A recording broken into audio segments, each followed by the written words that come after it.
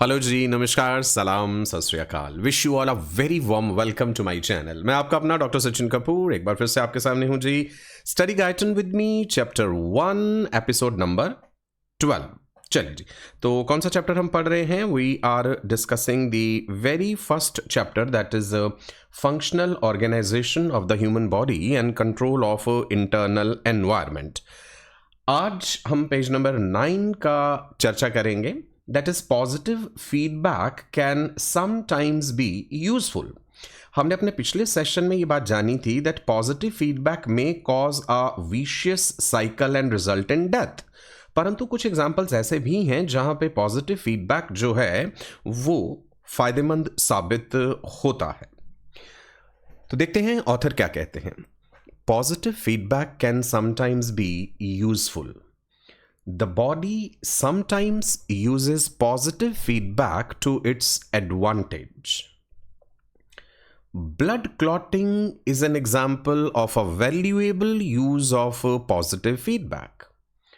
When a blood vessel is ruptured and a clot begins to form, multiple enzymes called clotting factors, they are activated within the clot. Some of these enzymes, they act on other inactivated enzymes of the immediately adjacent blood, thus causing more blood clotting. This process continues until the hole in the vessel is plugged and bleeding no longer occurs. On occasion, this mechanism can get out of hand and cause formation of unwanted clots. In fact, this is what initiates most acute heart attacks, which can be caused by a clot beginning on the inside surface of an atherosclerotic plaque in a coronary artery and then growing until the artery is blocked. चलिए अब one by one एक एक line को समझते हैं। Positive feedback can sometimes be useful, मतलब ये positive feedback कई बार शरीर के लिए फायदेमंद भी हो सकता है। तो it is a process in which an action reinforces itself, although it generally leads to instability in some cases, right? It proves to be helpful also. For example, when an injury causes bleeding, the blood quickly starts clotting to stop the bleeding.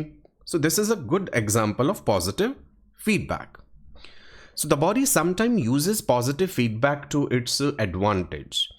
यानी शरीर कुछ खास स्थितियों में positive feedback का फायदा उठाता है। हम जानते हैं although most body systems rely on the negative feedback for balance, लेकिन कुछ स्पेशल केसेस में body benefits from amplifying responses through positive feedback. So एक बहुत ही इंपॉर्टेंट एग्जाम्पल जो यहाँ ऑथर ने डिस्कस करी है वो ब्लड क्लॉटिंग है। So blood clotting is an example of valuable use of positive feedback. मोटे तौर पे हम जानते हैं कि जो हीमोस्टैसिस है, प्रिवेंशन ऑफ ब्लड लॉस, उसके अलग अलग स्टेप्स होते हैं। जैसे there is vascular spasm, there is formation of the platelet plug and then there is blood clotting. Blood clotting में हम जानते हैं कि जो प्रोथ्रोम्बिन है, बहुत सारे क्लॉटिंग फैक्टर्स हैं जो इन्वॉल्व हैं। फाइब्रिनोजन है, प्रोथ्रोम्बिन है, कैल्शियम आयंस भी हैं। प्रोथ्रोम्बिन को किसी तरह से पहले थ्रोम्बिन में बदला जाता है, कैल्शियम आयंस की ज़रूरत पड़ती है इसके लिए।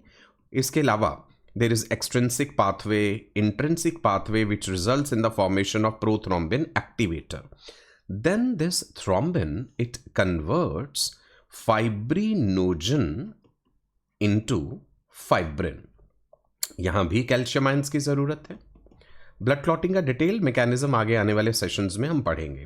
Then fibrin it entraps the formed elements of the blood and results in formation of clot. तो ये बहुत लंबा चौड़ा मैकेनिज्म है जो हम आगे पढ़ेंगे। तो ब्लड क्लॉटिंग की एग्जांपल दी गई है यहाँ पे एक पॉजिटिव फीडबैक के उदाहरण के रूप में। When a blood vessel is ruptured and clot begins to form, multiple enzymes जिन्हें क्लॉटिंग फैक्टर्स कहा जाता है, they are activated within the clot. यानी जब कोई नस फटती है, हिंदी में ऐसा लिखा गया है, और खून बहता है तो क्लॉट बनने लगता है और उसमें कई क्लॉटिंग एंजाइम्स एक्टिव हो जाते हैं। तो ये जो क्लॉटिंग फैक्टर्स हैं या clotting enzymes, these clotting factors they trigger a cascade of reactions enhancing the clotting process rapidly in the area of injury. Some of these enzymes, they act on other inactivated enzymes of the immediately adjacent blood, thus causing more blood clotting. तो मतलब ये enzymes पास के खून में मौजूद बाकी inactive enzymes को भी एक्टिव कर देते हैं, जिससे क्लॉट बनने लगता है। सो एक्टिवेटेड एंजाइम्स क्या करेंगे? स्टिमुलेट कर देंगे नियर बाय इनएक्टिव एंजाइम्स को, creating a chain of reactions that further amplifies the process of clot formation. ये प्रक्रिया तब तक चलती रहती है जब तक कि जो ब्लड वेसल्स में होल हुआ है या रप्चर हुआ है वो बंद ना हो जाए और खून का बहाव यानी रक्तस्राव रुक ना जाए। तो जब तक नस का छेद पूरी तरह बंद ना हो जाए और खून बहना बंद ना हो, क्लॉट बनता रहता है। So this process continues until the hole in the vessel is plugged. Suppose कीजिए ये एक ब्लड वेसल थी और ये ब्लड वेसल रप्चर हो गई and this is the area of the rupture. अब यहाँ पे पहले वेस्कुलर स्पेजम होता है, the smooth muscles of the wall of the blood vessel they contract और प्लेटलेट प्लग बनता है। There is formation of the platelet plug and there is clotting. तो ये फाइनली जो क्लॉट यहां पे बन जाएगा उसने इस छेद को बंद कर देना है। On occasion the mechanism can get out of hand and can cause formation of unwanted clots.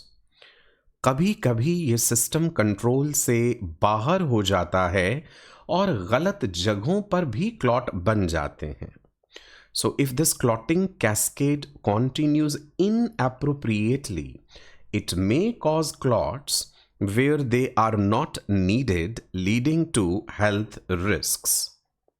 In fact, this is what initiates most acute heart attacks, which can be caused by a clot beginning on the inside surface of an atherosclerotic plaque in a coronary artery and then growing until the artery is blocked.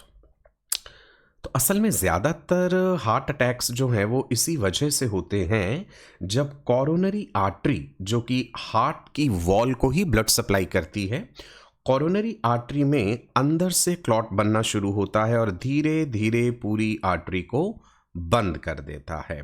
So coronary artery में बनने वाले clot जो है वो काफ़ी ख़तरनाक साबित होते हैं and they can result in heart attack. इसके अलावा जो एक और एग्जाम्पल दी गई है पॉजिटिव फीडबैक की ऑथर के द्वारा, वो है पार्चुरेशन यानी चाइल्ड बर्थ। तो child birth is another situation in which positive feedback is valuable. When uterine contractions become strong enough for the baby's head to begin pushing through the cervix, stretching of the cervix sends signals through the uterine muscles back to the body of the uterus, causing even more powerful contractions. Thus, the uterine contractions stretch the cervix and cervical stretch causes stronger contractions. When this process becomes powerful enough, the baby is born. If they are not powerful enough, the contractions usually die out and a few days pass before they begin again. तो बड़ी ही खूबसूरती से यहाँ parturition की process को explain किया गया है कि किस तरह से ये पॉजिटिव फीडबैक साइकिल फायदेमंद साबित होता है। चाइल्ड बर्थ यानी डिलीवरी और पार्चुरेशन यानी बच्चे के जन्म के समय भी पॉजिटिव फीडबैक का फायदा होता है। So this child birth relies on a positive feedback loop where the body's response amplifies contractions to help deliver the baby. When uterine contractions become strong enough for the baby's head to begin pushing through the cervix, यानी जब जो uterine contractions हैं, गर्भाशय जो है उसकी contractions इतनी तेज होती हैं कि बच्चे का सिर सर्विक्स की तरफ धकेलता है। सो यहाँ पे यूट्रस का जिक्र किया गया है, uterine contractions, right. So baby's head pressing on the cervix due to strong uterine contractions triggers a biological response to intensify the labor. जैसे ही सर्विक्स में खिंचाव बढ़ता है, सर्विक्स क्या है? The lower narrow neck-like region of the uterus. So towards later stages of pregnancy, the fetus rotates and its head adjusts itself across the cervix. तो cervix में stretch receptors होते हैं, राइट। Cervix has stretch receptors. ये stretch receptors stimulate होंगे and through neurons the message is going to reach the hypothalamus. आप जानते हैं हाइपोथैलेमिक जो एक्सॉन्स हैं वो एक हार्मोन बनाते हैं, दैट इज ऑक्सीटोसिन। ऑक्सीटोसिन को बर्थ हार्मोन भी कहा जाता है। ऑक्सीटोसिन बनता हाइपोथैलेमस के न्यूरॉन्स के द्वारा है, लेकिन ये स्टोर पोस्टीरियर पिट्यूटरी में होता है। तो पोस्टीरियर पिट्यूटरी से ऑक्सीटोसिन हार्मोन रिलीज होगा। The plasma level of oxytocin of mother, the maternal plasma level, that increases. And हम जानते हैं ऑक्सीटोसिन जो है it acts on smooth muscles of the myometrium. So oxytocin hormone, the birth hormone, acts on smooth muscles of myometrium. Myometrium is the middle muscular layer of the uterine wall, और जिसके कारण contractions होंगे, right? तो मतलब ये एक positive feedback cycle तब तक होता रहेगा जब तक कि बेबी डिलीवर ना हो जाए। The stretch on the cervix activates nerve signals that reinforce and increase uterine contractions through a positive feedback loop. Oxytocin hormone इसमें इन्वॉल्व है। सो यूटेराइन कॉन्ट्रैक्शन सर्विक्स को स्ट्रेच करते हैं and cervical stretch causes stronger contractions. Okay, यानी uterus के contraction cervix में खिंचाव लाते हैं और ये खिंचाव फिर से यूट्रस में और भी तेज कॉन्ट्रैक्शंस लाता है। तो this is a self reinforcing loop. Contractions stretch the cervix and the stretch leads to stronger contractions. So ये एक पॉजिटिव फीडबैक साइकिल है जो कि फायदे वाला है। When this process becomes powerful enough, the baby is born. जब ये प्रक्रिया काफी प्रभावशाली, शक्तिशाली हो जाती है तो फाइनली बेबी इज डिलीवर्ड। लेकिन अगर ये कॉन्ट्रैक्शंस ज्यादा तेज नहीं होते तो फिर वो रुक जाते हैं और दोबारा फिर से कुछ समय बाद शुरू हो जाएंगे, बिकॉज अल्टीमेटली उनका काम है बेबी को डिलीवर आउट कराना। चलिए आगे बढ़ते हैं। ऑथर एक और एग्जाम्पल देते हैं। Another important use of positive feedback is for the generation of nerve signals.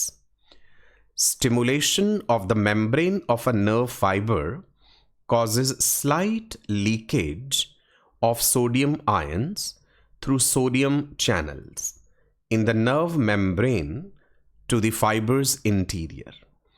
The sodium ions entering the fiber then change the membrane potential, which in turn causes more opening of the channels, more change of the potential, still more opening of the channels, and so forth. Thus, a slight leak becomes an explosion of sodium entering the interior of the nerve fiber, which creates the nerve action potential. This action potential in turn causes electrical current to flow along the outside and inside of the fiber and initiates additional action potentials. This process continues until the nerve signal goes all the way to the end of the fiber. एक एक line समझते हैं। Positive feedback का एक और जरूरी इस्तेमाल होता है नर्व सिग्नल्स बनाने में। So positive feedback plays a vital role in rapid generation and transmission of the nerve impulses. जब नर्व फाइबर को स्टिमुलेट किया जाता है तो उसके मेम्ब्रेन में थोड़ा सोडियम अंदर आने लगता है। सो हम आगे आने वाली क्लासेस में ये डिटेल में जानेंगे that the plasma membrane of a neuron, which is called as exolemma, it is a bilayer of lipids and it acts as an insulator. तो फिर आयंस का फ्लो कैसे होगा? अगर सोडियम आयंस को अंदर आना है, पोटाशियम को बाहर जाना है, या किसी भी आयन का फ्लो होना है, तो वो प्रॉपर चैनल्स के थ्रू होता है, राइट? इस एक्सोलेमा में there are leakage channels, there are voltage gated channels, there are ligand gated channels. तो सोडियम के लिए there are leakage channels, potassium के लिए देर आर लीकेज चैनल्स. दोनों के नंबर में अंतर है. पोटाशियम लीकेज चैनल्स ज़्यादा होते हैं, राइट? इसके अलावा आप जानते हैं यहाँ पे सोडियम पोटाशियम पंप भी होता है which keeps on throwing 3 sodium ions out and it brings 2 potassium ions in. तो जिन पोटाशियम आयंस को ये अंदर लेके आता है पंप, वो लीकेज चैनल से फिर बाहर चले जाते हैं, और जिन सोडियम आयंस को ये बाहर फेंक रहा है वो लीकेज चैनल से अंदर आ जाते हैं, ठीक है? सो जब एक थ्रेशोल्ड स्टिमुलस यहाँ पे पहुंचता है, threshold stimulus means minimum value of the stimulus which is capable of generating a response. तो थ्रेशोल्ड स्टिमुलस के कारण वोल्टेज गेटेड सोडियम चैनल्स खुलते हैं और सोडियम का इन्फ्लक्स होता है, जिसे हम कह देते हैं डीपोलराइजेशन. सो डीपोलराइजेशन जो होता है that is due to influx of sodium because of the opening of voltage gated sodium channels. तो इसी प्रक्रिया का जिक्र किया गया है कि ये एक पॉजिटिव फीडबैक रूप में काम करती है और एक्शन पोटेंशियल जनरेट होता है. Sodium ions which are entering the fiber they change the membrane potential. जो रेस्टिंग मेम्ब्रेन पोटेंशियल होता है एक्सोलेमा का, resting membrane potential is -70 millivolts, right? और जब सोडियम का इन्फ्लक्स हुआ, सोडियम के इन्फ्लक्स होने से ये मेम्ब्रेन पोटेंशियल बदलता है, +30 मिलीवोल्ट की वैल्यू को टच कर सकता है अगर ये एक्शन पोटेंशियल बना. सो अंदर आने वाले सोडियम आयंस मेम्ब्रेन का पोटेंशियल बदल देते हैं. Sodium ions are positively charged, which in turn causes more opening of the channels, more change of the potential, and still more opening of channels and so forth. तो sodium की entry ने और ज़्यादा sodium के लिए channels खुलवा दिए ताकि और सोडियम एंटर करे, तो जिससे और ज़्यादा सोडियम चैनल्स खुलते हैं और पोटेंशियल और बदलता है, और ये सिलसिला चलता रहता है. So this is a classic positive feedback loop where initial sodium entry opens more channels, rapidly escalating the process. So thus a slight leak becomes an explosion of sodium entering the interior of the nerve fiber, which creates the nerve action potential. तो इस तरह से थोड़ी C sodium की entry एक जोरदार sodium flow में बदल जाती है जो नर्व सिग्नल बनाता है. So the small leak turns into a massive influx of sodium, creating the action potential, the main nerve signal. This action potential in turn causes electrical current to flow along the outside and inside of the fiber and initiates additional action potential. तो यानी ये action potential fibre के अंदर और बाहर एक current पैदा करता है और आगे और सिग्नल्स बनाता है. The first action potential triggers the neighboring parts of the fiber, spreading the signal down the length of the fiber. तो ये प्रक्रिया कब तक चलती रहती है? ये प्रोसेस तब तक चलती रहती है जब तक सिग्नल पूरे फाइबर में नहीं पहुंच जाता. So the positive feedback driven signal continues to propagate along the neuron until it reaches its destination. Now, in each case in which positive feedback is useful, the positive feedback is part of an overall negative feedback process. For example, in the case of blood clotting, the positive feedback clotting process is a negative feedback process for the maintenance of normal blood volume. Also, the positive feedback that causes nerve signals allows the nerves to participate in thousands of negative feedback nervous control systems. तो कहने का मतलब है जब भी positive feedback फायदेमंद साबित होता है तो वो असल में किसी बड़ी नेगेटिव फीडबैक का हिस्सा होता है. So even when the body uses positive feedback, it usually serves a broader goal of restoring the balance, which is actually the job of a negative feedback. जैसे एग्जांपल दी गई, खून जब क्लॉट करता है, खून जमने की पॉजिटिव फीडबैक असल में खून की मात्रा को सामान्य बनाए रखने वाली नेगेटिव फीडबैक लूप का ही तो हिस्सा है जो हमने बिगिनिंग में पढ़ा था. Clotting quickly stops the bleeding through the positive feedback, but the final goal is to preserve the blood volume, which is a negative feedback outcome. Also, the positive feedback that causes nerve signals, it allows the nerves to participate in thousands of negative feedback control systems. जैसे nerve signal की positive feedback loop का हमने जिक्र करा है, जिसकी मदद से nerves हजारों तरह के negative feedback systems का actual में control कर रही हैं. So the positive feedback that generates nerve impulses, it enables the nervous system to carry out precise control via negative feedback loop throughout the body. चलिए, आज के एपिसोड में इतना ही. I hope you enjoyed the session. मेरा website जरूर explore कर लीजिएगा. इंस्टाग्राम पे आप मुझे जरूर फॉलो कर लीजिए. बहुत सारे इंपॉर्टेंट अपडेट्स मैं पीरियोडिकली इंस्टा पे डालता रहता हूँ. टेलीग्राम पे भी आप मेरे साथ जुड़ सकते हैं. कोई स्टडी मटेरियल आपको चाहिए, किसी तरह की हेल्प चाहिए, इस दिए गए व्हाट्सएप नंबर पर आप मुझसे संपर्क कर सकते हैं. मेरा ये Android app Google play store से आप जरूर अपने फोन में इंस्टॉल कर लीजिएगा. नमस्कार, बाय बाय, स्टे ब्लेस्ड, और फिर मिलेंगे अगले सेशन में, अगले एपिसोड में. तब तक के लिए पढ़ते रहिए, खुश रहिए. वीडियो को लाइक और शेयर जरूर कीजिएगा और कमेंट कीजिएगा. मुझे आपके कमेंट्स का इंतजार रहेगा. Stay blessed, bye bye.